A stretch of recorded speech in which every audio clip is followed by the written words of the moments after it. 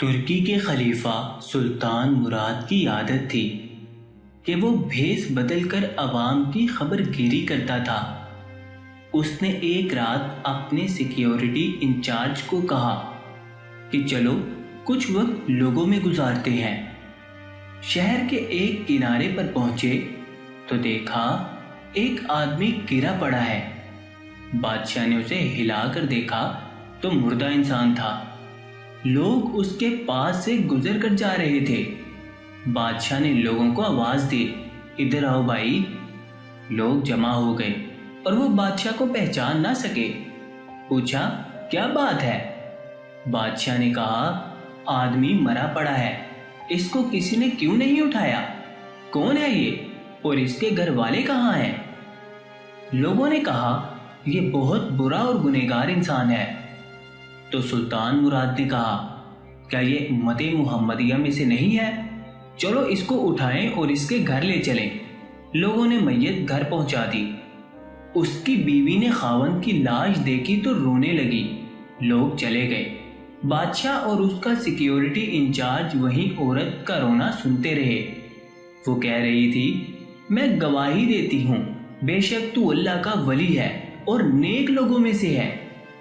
سلطان مراد بڑا متعجب ہوا، یہ کیسے ہو سکتا ہے؟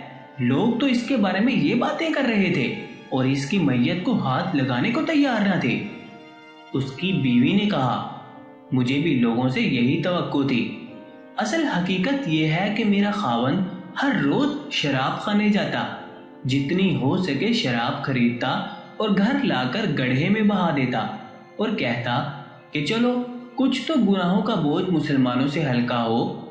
اسی طرح رات کو ایک بری عورت کے پاس جاتا اور اس کو ایک رات کی اجرت دے دیتا اور اس کو کہتا کہ اپنا دروازہ بند کر لے، کوئی تیرے پاس نہ آئے۔ گھر آ کر کہتا الحمدللہ آج اس عورت کا اور نوجوان مسلمانوں کے گناہوں کا میں نے کچھ بوجھ ہلکا کر دیا ہے۔ لوگ اس کو ان جگہوں پر آتا جاتا دیکھتے تھے۔ میں اسے کہتی تھی کہ یاد رکھ جس دن تو مر گیا لوگوں نے تجھے غسل دینا ہے، نہ تیری نماز پڑھنی ہے اور نہ ہی تجھے دفنانا ہے۔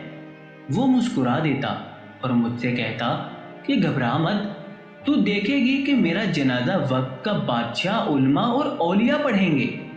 یہ سن کر بادشاہ رو پڑا اور کہنے لگا میں سلطان مراد ہوں، کل ہم اس کو غسل دیں گے، ہم اس کی نماز جنازہ بھی پڑھائیں گے اور اس کی تدفین بھی ہم کروائیں گے۔